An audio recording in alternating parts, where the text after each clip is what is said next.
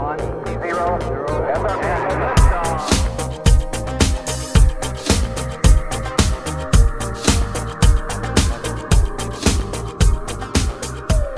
guys, welcome to another episode of Filter. On this show, we recognize that the world can be a confusing place to live in. And so what I seek to do on this show is to equip you to live with biblical clarity in our confusing world so that you can face the chaos of life with wisdom, integrity, and courage. In June of 2022, we saw the momentous Supreme Court decision to overturn Roe versus Wade. Abortion has been a hotly contested issue ever since the Roe decision. But many people don't realize that there is a history of abortion that goes beyond 1973. On this episode of Filter, I'm glad to welcome Leah Savas to discuss this history from her recent book that she co-authored with Marvin Olasky titled The Story of Abortion in America. Leah Savas reports on abortion for World News Group, where she writes the weekly Vitals Roundup and newsletter of Pro-Life News. She co-authored the book that we're talking about today, The Story of Abortion in America, with Marvin Olasky. Leah lives in Grand Rapids, Michigan, with her husband, Stephen. Before we get into this conversation, let me encourage you to subscribe to Filter wherever you get your podcasts so that you don't miss out on any future episodes. Also, click on the link in the description to the show notes below so that you can get signed up for our email newsletter so that you can get a notification in your inbox anytime we release a new episode here on Filter. Also, if you've been helped by this episode or by any of our other episodes here on Filter, let me encourage you to leave this show a rating and review or to share it with your friends.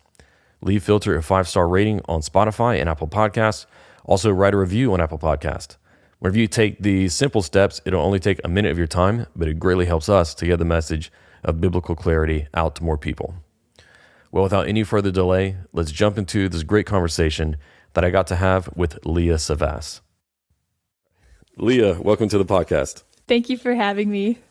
Yeah, well, I'm glad to have you on here. I've been reading you and Marvin's book, The Story of Abortion in America, and I loved it. It is fascinating, and I think it is an important work that I hope many, many people read.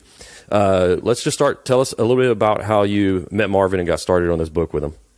Yeah, so I started working for World News Group in 2019, and that was after doing a short internship with World. And then when they offered me a full-time position, they hired me to report specifically on abortion. And at the same time, Marvin asked me if I would help him with this book. So I've been working on and off on this book as pretty much as long as I've been at World. So, yeah. Yeah. Awesome. So you don't know World without working on this book. Yeah. I mean, obviously, the last couple of years we've been more intently focused on it, but it's been on my mind at least that long. So Yeah, that's awesome. Well, I'm glad that you pursued that path because the book is excellent and I enjoyed it. In the book, y'all start by talking about how this is looking at the history of abortion in America at the street level versus the suite level. I thought this was a unique approach, and I'm glad that you took the time to really explain what that meant. So just for our audience, can you explain the way that you guys approach this story at the street level? Yeah. So this is a term that I first learned from Marvin when I started with my involvement with World. He would use the term suite level and street level to explain the difference between what kind of reporting we don't want and what kind of reporting we do want at World. So what we don't want, and there is a place for this every once in a while in certain contexts, but the suite level would be high up. Think of like a skyscraper, someone high up in a skyscraper in a business suit, typing on a computer, someone who's at the level of ideas, the concepts of things without actually looking down at the realities of what's going on at the street level. So the street level, by contrast, is the everyday person, what they're experiencing, as opposed to what the talking points are from PR firms or major corporations. What is the everyday person experiencing? And we wanted to focus on that in this book, telling the everyday stories of the people affected by abortion. So, yeah.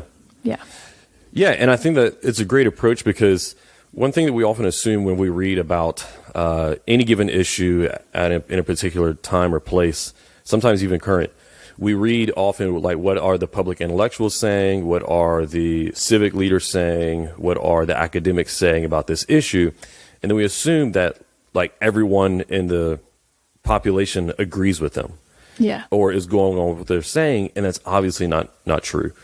And whenever you read this book, you start to see that divide pretty quickly, just between what different pro-life leaders or pro-abortion leaders were doing, but then how are those ideas affecting the people who were actually experiencing crisis pregnancies, considering abortion, or being pressured to go through with an abortion. And so whenever I started the book and grasped that idea, and it quickly made sense, it really engaged me to read on and see what you guys had in store for us in the book. Yeah. And I think that's one big thing that we focus on is what do the laws say? What do court rulings say? And how does it compare with what's really happening? So, for instance, maybe it's illegal to have an abortion in the 1800s in New York, but still abortions are going on. Who's enforcing those laws or failing to enforce those laws? Even looking at the Roe v. Wade decision itself, the justices in the Supreme Court who backed that majority opinion in 1973, basically legalizing abortion in the country, what did they say about abortion in America, and how does it compare with what was actually going on the ground? And we can actually see in this book, we point out some of the inconsistencies between that opinion and what was actually happening in American history on the abortion issue. Yeah, just in the first section, there are some really, really effective points made about that specifically, because in Justice Blackmun's majority opinion in Roe v. Wade, he said that, and after reading the book, you realize just how historically ignorant this is. He said that abortion was really common and everybody was okay with it in colonial America and early America. And you and Olasky really argue against that assumption in the book and show how really it was very wrong. And so what was and I know that this question is covering like 3 sections of the book, so we're really kind of surface level. But what was the general attitudes toward abortion, and how common was it in early America? Yeah, so I guess a good way to answer this question would be to look at some of the earliest stories in the book. I think some of those are the most powerful. So the first confirmed and recorded abortion in America was in 1652, which is why we start the book. You know, it says from 1652 to 2022. And so that's why we started in 1652. And it's the story of Captain William Mitchell impregnating Susan Warren and then forcing her to take an abortifacient on a poached egg. So in that story, Captain Mitchell actually goes on trial for murder. So that story itself is kind of, it gets at what Justice Blackmun wrote in the Roe v. Wade opinion, where he says, you know, abortion was acceptable in early America. But there's actually another story that has some connections to Captain Mitchell's story. Captain Mitchell did know another man named Francis Brooke, who also impregnated another woman, and then forced an abortifacient on her as well. But in that story, we see that he also went on trial for murder, but this time we know the age of the baby that died in the abortion, and it was confirmed by one of the witnesses, a midwife named Rose Smith, that it was a boy around 3 months old. 3 months gestation. So in the Roe v. Wade opinion, one of the assertions is that abortion was acceptable before quickening, which is roughly 5 months pregnancy when the woman can start to feel the baby moving inside of her. But here we have a very clear example of how this community did not see abortion as acceptable even before quickening. So it's stories like this that we just recognize that even though they had a limited understanding of, say, fetal anatomy or the science of pregnancy, these people in early America knew that abortion was murder, and they treated it like that. Unfortunately, they weren't able to get murder kind of verdicts in these cases because there wasn't enough evidence to even prove, say, that, that this was actually what caused the baby's death, wasn't just a miscarriage, but still, just based on the reactions of the community and how they really disapproved of these men who forced these abortions on these women, we could see that it was not acceptable. It was not seen as an okay thing. And even the fact that they were on trial for murder, even though they didn't get that verdict, the fact that they were on trial shows us something really strong about their opinions of this issue. Yeah, and that was one of the central parts of the debate for at least almost a couple of centuries, was this idea of quickening. And so the debate was between, because generally everyone agreed that abortion was wrong at some point during this time. It was just, at what point is it? And this idea of quickening was kind of like the dividing line. So can you just go into that a little bit more and explain what that meant and how people debated over that in relation to abortion? Yeah. So the question there is, at what point is abortion no longer acceptable? At what point is it killing an unborn human, like an actual human being? And so in the Roe v. Wade decision, like we were talking about, the assertion was that before about 5 months, it was acceptable. So since the mother at quickening can actually feel the baby moving inside of her, that is evidence that she is pregnant in the first place. Before that, it's just hard to confirm pregnancy. They didn't have pregnancy tests like we do today. They didn't have ultrasound technology that would allow us to see what's going on. So before there was actual movement that the mother could sense, or that maybe even other people could see, there were only things like, oh, she missed her period, stuff like that. You couldn't really confirm it. So that I think that was a large part of why in some cases they did rely on that concept of quickening to confirm the pregnancy in the first place. But we do know from just the materials that were available to these early Americans, that things they were reading, like this midwife's book by this woman named Jane Sharp. She had a really wonky view of fetal development, obviously didn't understand the science behind it, but even she believed that even earlier than quickening, I think around like 6 weeks pregnancy, that by then it's definitely a human. So they had this idea though, maybe it starts out like the unborn baby starts out as a plant and then becomes more of an animal and then is a human. But that was still way earlier than 5 months or quickening. That was still very early on in pregnancy. And then by the 1800s, we have doctors saying that, life begins at the moment of fertilization.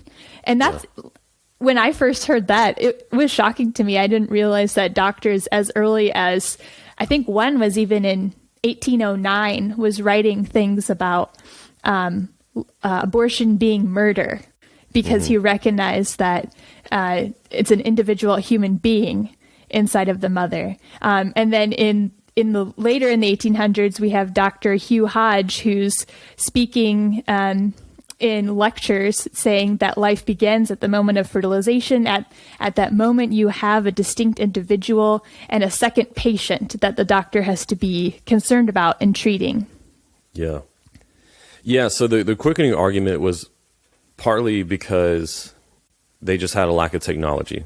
Yeah. Right. And so their ability to know and confirm when someone was pregnant or not played into it. And so it wasn't until the mother could actually feel a human moving inside of her, what they meant by quickening, that they could confirm it. So before that, it was hard to confirm. But then also, and you alluded to this as well, that it was also based on some ideas, which if I remember right, were traced back to Aristotle, right? Yes. That the fetus in development doesn't actually become a human until several months into it.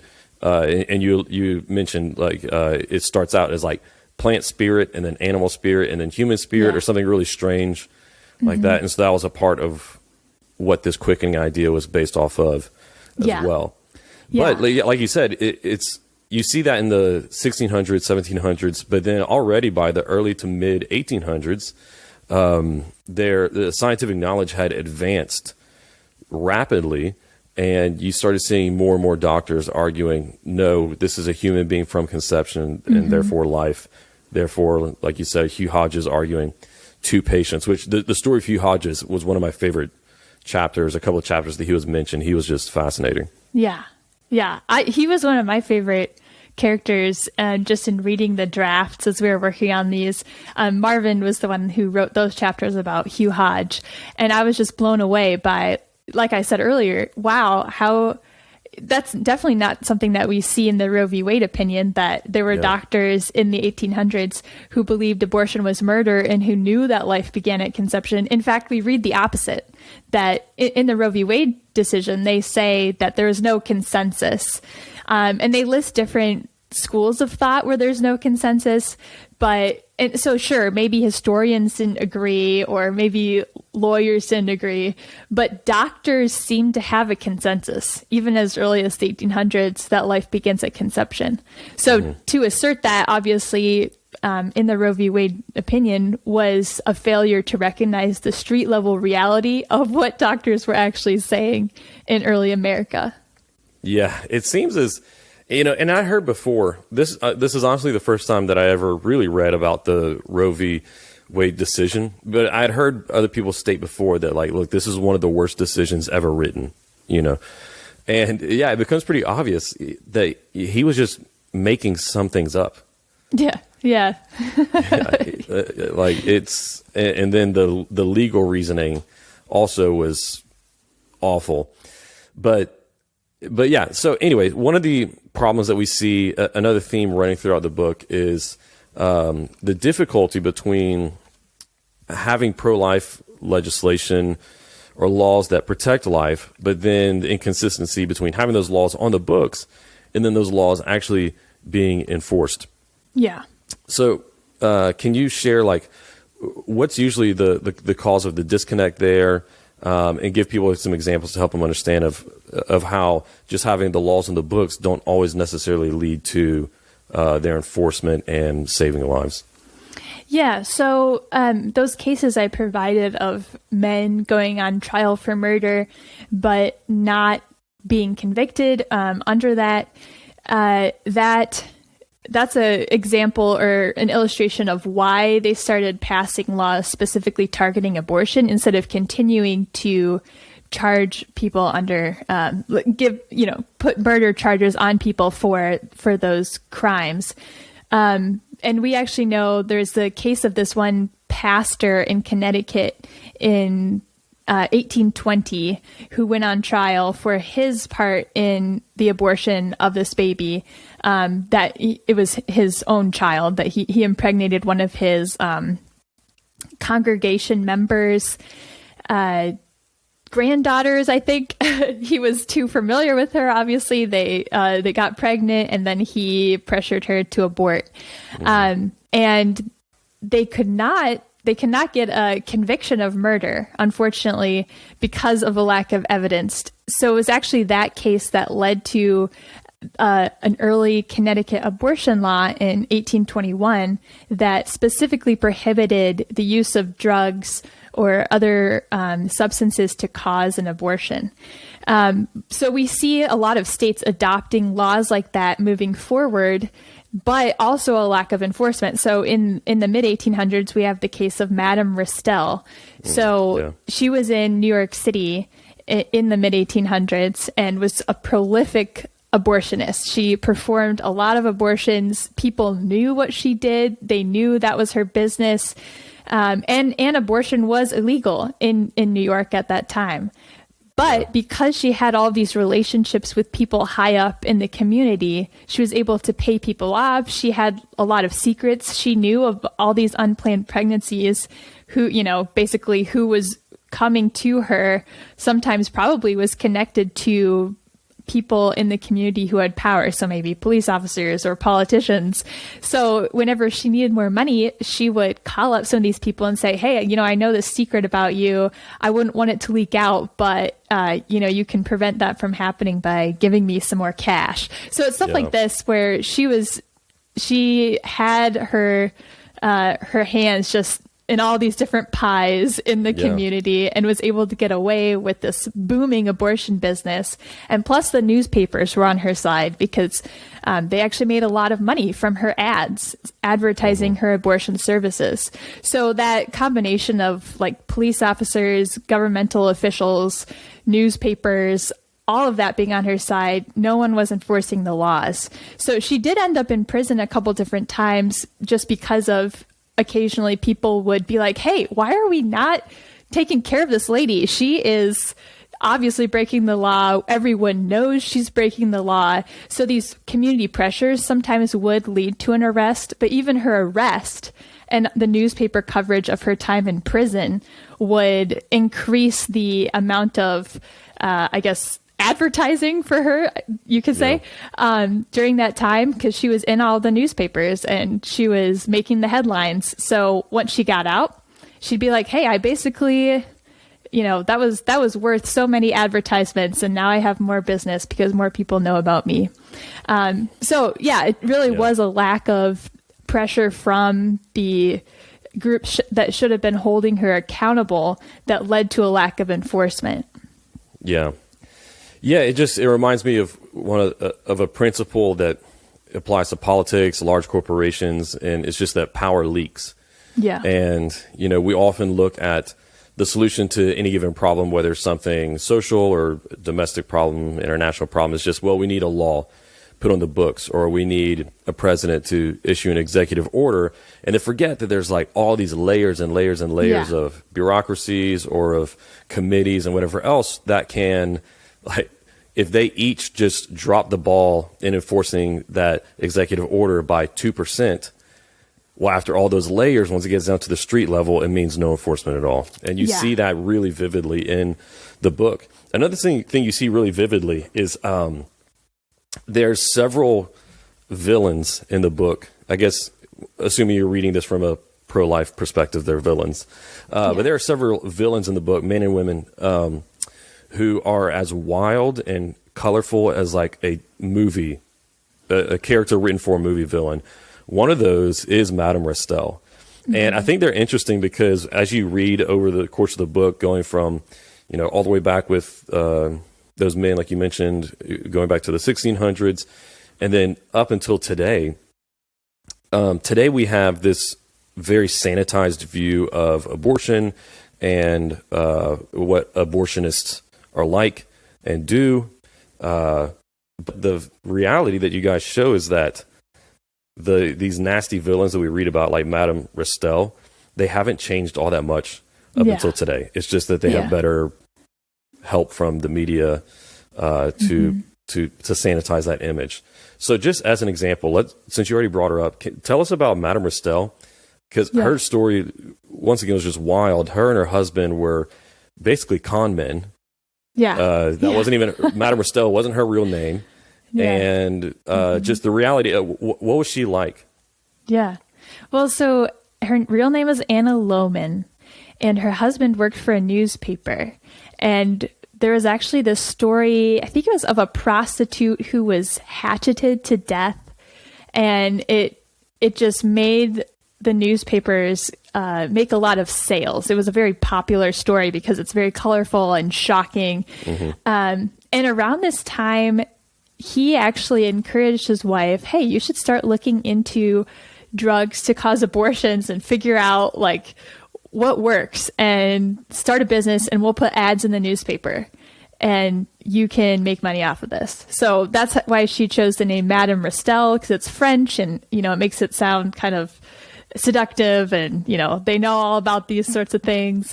And so they'd put ads in the newspapers advertising not abortion pills, but actually describing a situation of like a wife who already has lots of kids and is busy, and, just having another kid would just ruin her. So we have these pills to help with this, these drugs. They would even have ads saying things like, oh, you definitely should not be taking these if you are, and then have all these asterisks where, anyone could fill that in and know it says pregnant. So the idea there was to be like, hey, if you don't want to get pregnant, this is what you should take. Yeah. They would also use terms. Her or others would say things like they're pills for missed periods. Yeah, basically. Yeah. I think it was get your periods back. Yeah, stoppage of the menses to fix that. Yeah. And it's funny, you said the missed periods thing. We talk about that later in the book too, how more recently there has been a push to introduce quote unquote missed period pills. Yeah. But they're the same thing as abortion pills, same dosage and everything. It's just you don't have to take a pregnancy test beforehand, so you won't know if you actually did kill your baby or not. So anyway, so history repeats itself. But yeah, so Madame Restell or Anna Lohman, she was very rich. It describes her having a very nice home and furs and, all the things that would kind of be a flashy show off in the 1800s in New York City. So not necessarily what we think of today, but at the time it was just calling out to people like, hey, look, she's a reputable person. She's rich. She's like tidy. She's got all these connections. I think it was the mayor conducted her daughter's wedding. So she has these political connections, these political ties.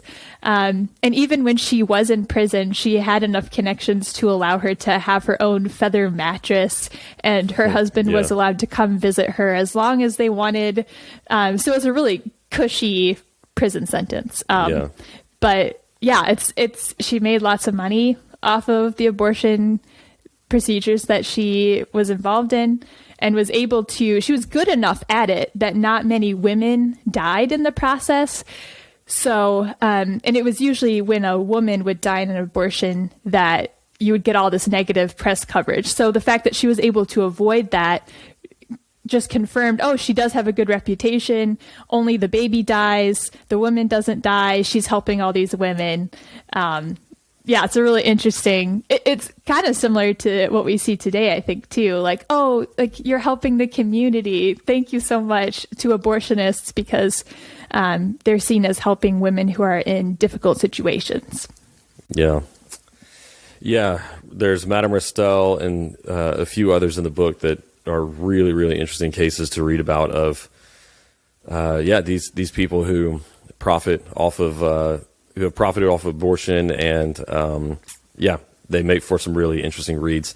As you read over the course of this history, one of the things that you see is that one of the most powerful pro-life tools has always been the use of images, specifically images of the unborn person and through the various stages of development, so people can see that this is a human being from conception. Because just hearing the medical arguments without the pictures usually doesn't really connect for people until they get to see it with their own eyes. So can you take us through that history of the use of images and just how important it has been in advancing the pro-life positions among the population? Yeah, so one of the earlier stories from the book that comes to my mind is from the 1930s, actually. It was a pro-abortion doctor who encouraged there is this Pregnancy Association booth at the World's Fair in 1939.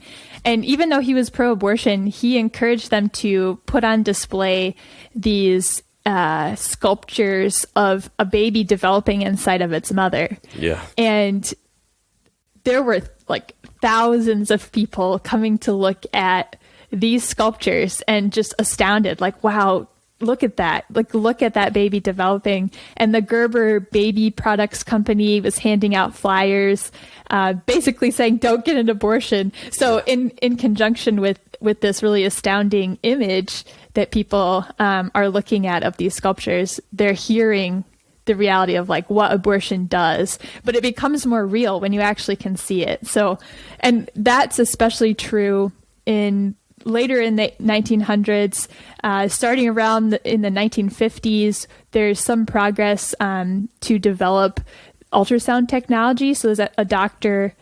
Ian Donald, who he was not setting out to start using ultrasound technology to see an unborn baby. Originally, his goal was to help solve respiratory issues in infants.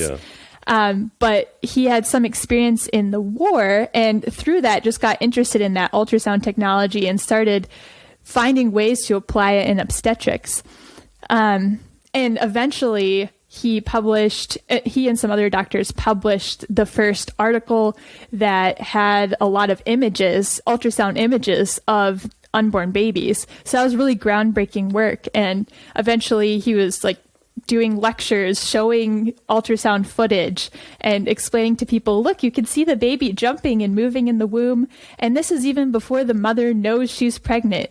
And so his actual assessment of his own history, his own involvement on this topic was that he had basically abolished and gotten rid of the idea that an unborn baby is just I think he said, a meaningless mass of jelly or something like that, basically a clump of cells. Yeah. He's saying that through ultrasound technology, he was able to help dispel that. And pro-life pregnancy centers, starting as early as the 1980s, were using this technology at their centers to help show women what's going on inside of them. Yeah. And to show them, hey, this is a person inside of you. Killing this person is not okay. Abortion is not okay. I got to interview the first director of a medical pregnancy center. The first medical pregnancy center that opened was in California in the 1980s. And Dr. Geeta Swamidas was the director of that center. And she knew going into it that this was going to be kind of groundbreaking because they were the first center to have ultrasound technology. And then she told me all these stories of women who would come to her with a crisis pregnancy. For instance, one woman came to her from a local church saying, hey, I'm a youth group leader here. I feel like I really just have to get an abortion. You know, she was just wanting a reason, like a biblical reason why she could get an abortion. But instead, Geeta Swamidas told her, like, hey, let me show you what's going on inside of you. She like got out the ultrasound and showed her the baby inside of her and told her at the same time that it's a sin to kill this baby, no matter what the reason is or why you conceived or how you conceived this baby. So that powerful image in conjunction with the truth about what abortion is and what the Lord has to say in scripture about murder is so powerful. You know, it just gives an extra level of conviction to the topic and allows pro-lifers to be able to explain and demonstrate what they're trying to say when they say abortion is killing. So. Yeah, that story, I wish I could remember his name, of that abortionist doctor who made the models. Yes, Robert Dickinson. Yeah. Yeah, was just amazing. Yeah. It's so ironic because he wasn't just someone who was like open to pro-choice. If I remember right, he was very much for abortion and argued for how good it is and supported it and was lobbying for it. And and then he had this idea that just completely backfired on everything that he stood for. And like just you know, opened so many people's minds to what is happening inside the womb. That story was incredible. And ultrasound has been so powerful, even for, I remember reading stories in the book about how even for women who go into these crisis pregnancy centers very early, whenever the ultrasound, you know, isn't showing an image that's like super discernible as a person yet, but there's a heartbeat. Just by the fact that like it started to show in, you know, mothers and fathers a heartbeat and get to hear that heartbeat, and how just that has been so powerful in changing minds and hearts. You know, I remember my wife and I never considered an abortion. We've always been pro-life for as long as we've known each other. But you know, I remember just as a father hearing my child's heartbeat for the first time, and how your world changes in that instant. And so this ultrasound technology has been so powerful. Really, a work of God in saving lives. Yeah, another one that's more recent and a lot of people probably remember would be the videos that were released by the Center for Medical Progress. Yeah. These undercover videos that they have made going in or talking to Planned Parenthood officials. Can you remind everybody of that story and what it meant for the pro-life movement? Yeah, so David Daleiden is the primary pro-lifer who went undercover at basically like conventions for groups like Planned Parenthood and these like medical companies that apparently actually purchase the tissue, the body parts of aborted babies. So he was able to talk with some of the higher ups at these conventions and get them on video describing how they perform abortions or how they train their abortionists to perform abortions to ensure that they get intact and body parts that are in good condition, basically, for whatever use the company purchasing them wants to use them for. So he released those videos, and I believe, was that in like 2014, I think? Because I remember when they came out, I remember where I was when I kind of saw them for the first time, but he ended up being raided by law enforcement, and they took his computers, his hard drives, his videos, and now he's faced multiple charges for taking these videos undercover. And it's ongoing. Like, he's still in court, and it's been, almost 10 years, maybe 10 years if it was 2013. I'm trying to remember. I think it was 2013. Okay. Yeah. So he's still dealing with kind of the aftermath of all of that, but that exposure of the abortion industry was helpful for some people. And I write about one of the people who is really impacted by those videos. Her name's Teresa Bukovinak.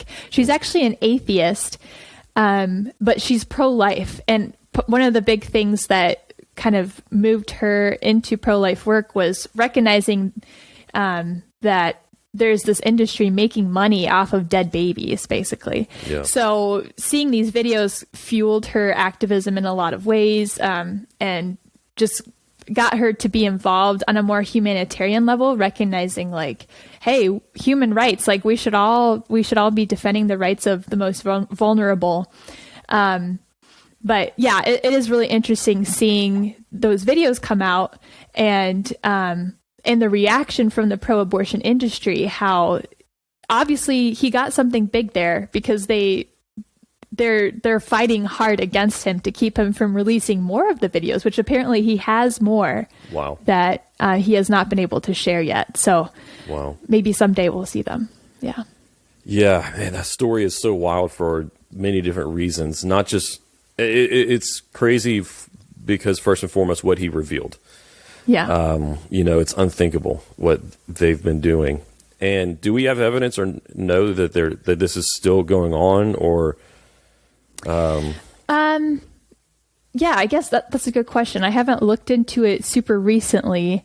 I know that there is this one, I think it was a district attorney in California who recently testified, though recently as in probably a year ago by now, though, that he was able to use some of the evidence that David Daleiden uncovered to basically get after these companies. So people have used this evidence to enforce laws against companies that are participating in this trade. So as far as I understand, it is going on. I don't have any recent details on that. So yeah.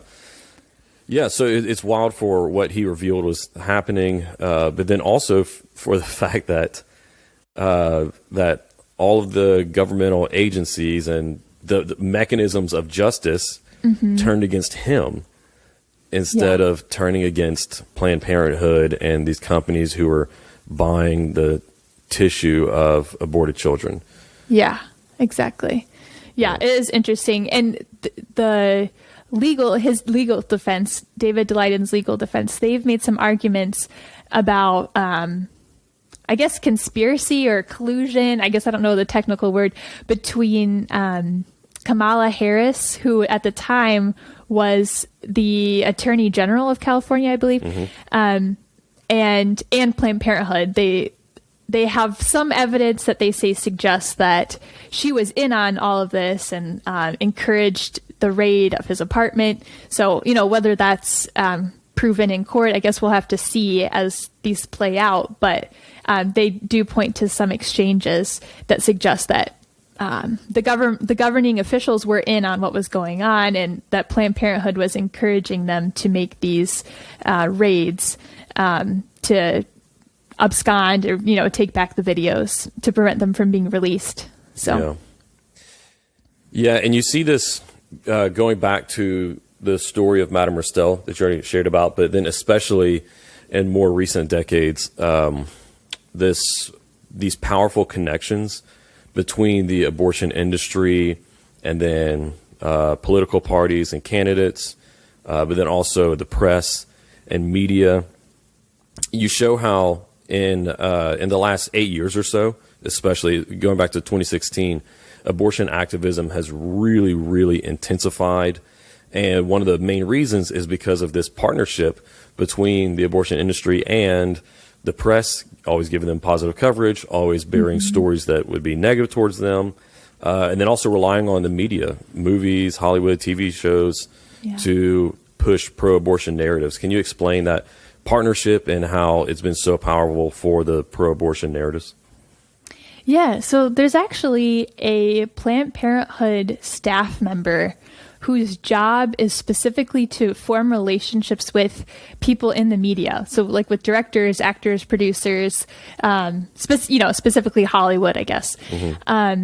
So there's the University of San Francisco, I think, will release annual reports kind of analyzing abortion-related film or TV depictions over the last year. So I think their first one was in 2016 of just looking at all of these TV shows and movies that had come out and analyzing, okay, is this a positive depiction of abortion? Is it not positive? Does it show anyone saying, oh, you shouldn't get an abortion for this reason?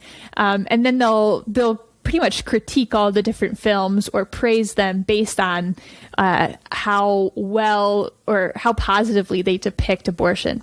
So actually in one of the reports, or is either in one of the reports or in a interview that one of the researchers gave related to the reports, they talked about how they saw a lot of cultural change on the issue of like LGBTQ matters, gay marriage, things like that.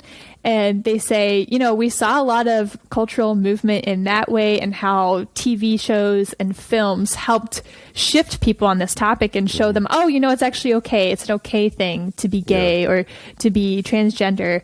And they're like, if they could do it with that, we can do it with abortion too. So it's clearly their goal. They've stated it's their goal to change people's minds about the abortion issue using films. So one of the big breakthroughs for this Hollywood liaison from Planned Parenthood, her name's Karen Spruch. One of the big breakthroughs was this movie called Obvious Child, and it's basically a comedy about this woman getting pregnant and she doesn't want to have a baby. So she gets an abortion and she's totally okay with it. It doesn't bother her at all. She doesn't have like a crisis moment. It's all just really casual. And this Hollywood liaison from Planned Parenthood just talked about how, wow, that was really a breakthrough for us. I was so proud of that. Finally, we had a movie where there's really no second thoughts about getting an abortion. And that's how basically they want culture to see the abortion issue as just like, oh, it's kind of like, oh, I guess I'll cut my hair, I guess I'll get an abortion, that sort of thing. So. Yeah, and then also the relationship between the abortion industry and the press. How the press buries any story, and there's many out there, that would shed negative light or contradict the pro-abortion narratives, and are always covering and giving good media coverage, once again, to the pro-abortion industry and Planned Parenthood. Can you give some examples of how the press and the abortion industry are really working together in this? Yeah, so Well, I guess one that comes to mind, and people dispute what exactly was going on in this, so it's not clear if people were intentionally ignoring it or if people just didn't hear about it. But the case of Kermit Gosnell is one that comes to mind as one that did not get the media coverage that a lot of people expected it to get. So I spoke with one of the local reporters who covered that case of Kermit Gosnell. So in case people don't know, he was a Philadelphia abortionist who was found to actually have killed babies after they were born by snipping their necks with scissors. And also women would die at his abortion facility just because he had such, he had ill-trained staff members basically who would overdose these women on anesthesia. So, so that, you know, there are all these sensational details. This reporter I talked to, he was like, yeah, when I heard about this case, I expected the courtroom to be packed. I even, you know, went and talked with them to make sure I could ensure that I got a seat because I was sure that there would be so many reporters and other people from the community there.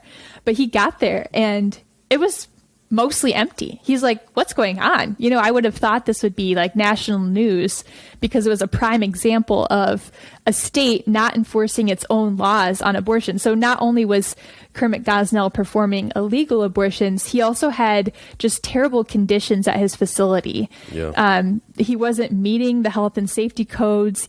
Even though people had filed complaints about his facility, nobody had inspected it for so long. No one from the state has inspected it. So this guy I talked to, he's like, basically he described himself as being pro-abortion, and although he would have said pro-choice, but he still covered it because he thought that it was such an important topic and was surprised that national media did not.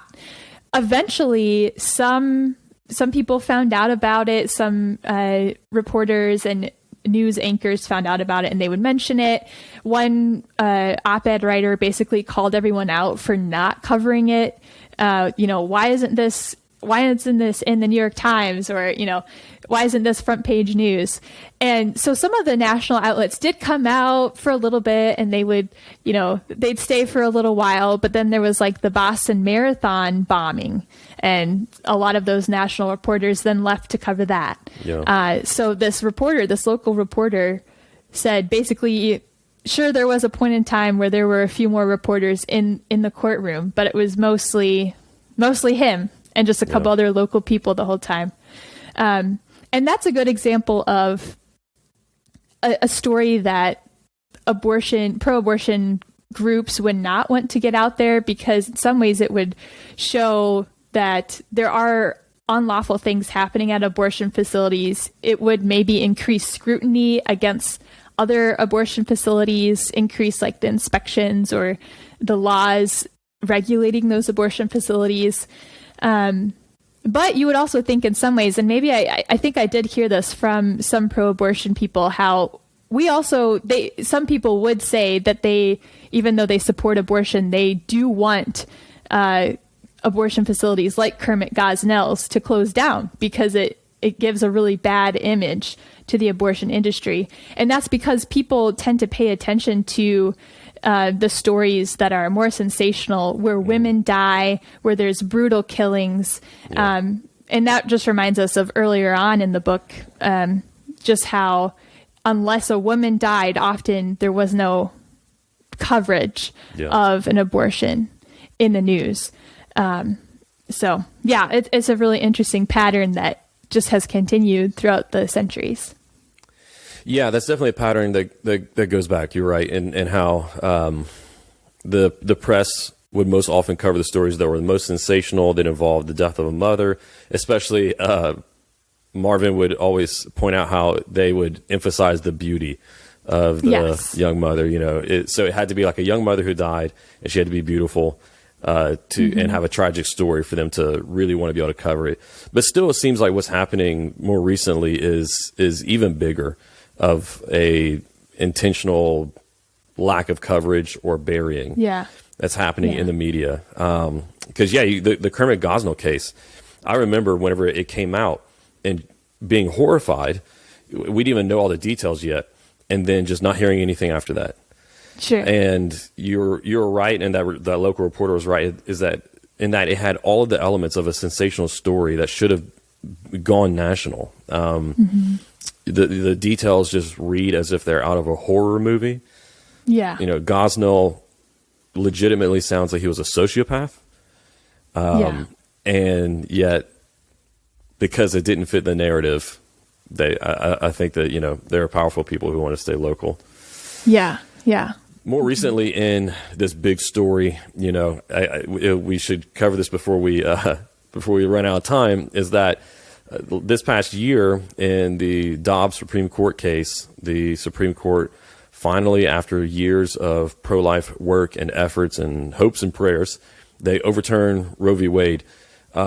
Just briefly, can you explain what the Dobbs case was about and why it led to Roe v. Wade being overturned? Mm-hmm. Yeah, so the Dobbs v. Jackson Women's Health Organization, that's the full name of the case, it was a case involving a Mississippi law that protected babies from abortion after 15 weeks. So pro-abortion groups in the state of Mississippi filed a lawsuit to challenge this law, and eventually it made its way up to the U.S. Supreme Court. The U.S. Supreme Court agreed to hear the case, and the questions that the Mississippi Attorney General posed, essentially, the questions that she originally posed seemed like they would just be kind of picking at the Roe v. Wade precedent, saying like, is it really wrong for a state to protect babies before viability? Can't states pass some pre-viability abortion bans? And viability is roughly 24 weeks when a baby can survive outside of the womb in a lot of cases. So they asked that question, and the Supreme Court agreed to hear the case, kind of to consider that question. But then as all the briefs were being filed leading up to the actual oral arguments, the Mississippi Attorney General's office straight out said Roe should be overturned. So they made that assertion. They kind of teed it up for the U.S. Supreme Court to overturn Roe with this case if they really wanted to. But I think a lot of people going into the oral arguments and even after thought that it was most likely that the U.S. Supreme Court would just allow Mississippi's 15-week law to stand, so allow pre-viability abortion bans, but they didn't think that it would mean a total overturning of Roe v. Wade. So then when the leaked draft came out in May, they still have not solved this case. They don't know who leaked the draft. But someone leaked a draft of the majority opinion written by Justice Samuel Alito. And that was pretty much, with some minor changes and some additions, it was pretty much word for word what the final majority opinion actually said, which was that Roe was egregiously wrong. And so they overturned the Roe v. Wade decision and allowed states to take up the matter of abortion and legislate on abortion as they desired, which was the exact opposite of what Roe v. Wade did. Roe v. Wade basically said states can't restrict abortion unless, and like, they gave some rules for where you could, but basically it wiped out pro-life laws in the country in 1973. So now, with the Dobbs decision, states are able to pass laws actually protecting unborn life, and many states have laws prohibiting abortion from the moment of conception. So, I remember, I guess about a year ago this time, last spring, listening to the different podcasts and whatnot that I listen to and follow, and I don't remember anyone optimistic that this was actually going to overturn Roe. No one thought that. They're all hopefully this will just lead to some incremental change. And then that opinion leaked and just blew everything up. And I mean, wow, praise God for it. It's just amazing. It's the long-awaited hope that so many people have been praying for, and so many heroes who that had dedicated their lives and didn't get to see the fruit of what they had dedicated their lives to come to pass. And so I just think we're so privileged to be able to see to have gotten to live through that moment, and now having the privilege of carrying on the fight, because the Dobbs decision didn't completely get rid of the supply of abortion. The movement now just changes, going state by state level, and there's still a lot of work to be done. And as Marvin concludes in the epilogue to the book, while the decision does limit the amount of supply that was there, there's still a lot of work to be done dealing with the demand side, because as you guys show throughout this street level history, laws don't always translate to on the ground changes. And so, we're running out of time. Just before we go, what are some of your thoughts about, based off of your work in this book and reflecting on the conflict over the centuries and the successes of the pro-life movement, what are your thoughts for what it means going forward now? Yeah, so I think some big things, and one thing I guess we didn't talk about too much, but just the influence of an understanding of Scripture and what that has to do with the abortion issue. Early on in these early cases of abortion in America, they did not have a strong understanding of fetal anatomy or like the science of pregnancy, but they knew what Scripture had to say, and that was largely what was informing their understanding of abortion being wrong. Fast forward to today, and we have a lot of people who know what's going on in a pregnancy. They understand because they've seen ultrasound images, things like that. Obviously, there are probably some people who don't understand this, but I think many people understand that it is a tiny human developing. They would argue whether or not that person should be considered, or that human should be considered a person. But even though they have this strong knowledge of science, they don't have a knowledge of what Scripture has to say. So I would say moving forward, I think that's a very important thing to emphasize, is what Scripture has to say. We have to be bringing the gospel into these conversations on the abortion topic.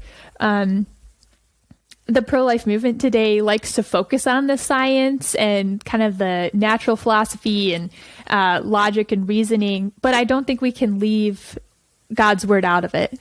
And I think we see that in a lot of these stories of what influence God's word did have on people's understanding of what abortion does. So that would be a big thing. Yeah, I think you're absolutely right. And one thing that the book shows throughout the centuries, as medical knowledge has advanced and political battles have gone back and forth, one thing that seems to always be a constant is that the true dividing line isn't between those who get the science and those who don't, but those who are convicted by God's word and what it says. So I think you're absolutely right. Well, once again, the book is called The Story of Abortion in America. As I said before, it is a fascinating book, and I am so thankful that it has been written by Marvin Olasky and Leah. Leah, thank you so much for taking the time to be with us on the show today. I hope that everybody goes and gets a copy of the book and follows your work at World Magazine, and I appreciate you being here on Filter. Yeah, thanks for having me, Aaron.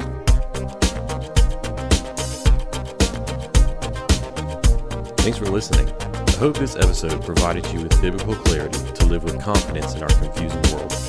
If you enjoyed this episode and you'd like to help support the podcast, please share it with others, post about it on social media, or leave a rating and review. To catch up the latest from me, you can go to my website, aaronchamp.com. While you're there, subscribe to my newsletter so that you can be updated anytime I share new content. You can also follow me on Facebook, Instagram, and Twitter at Aaron M. Champ. Thanks again, and I'll see you next time. Until then, hold fast to the aim.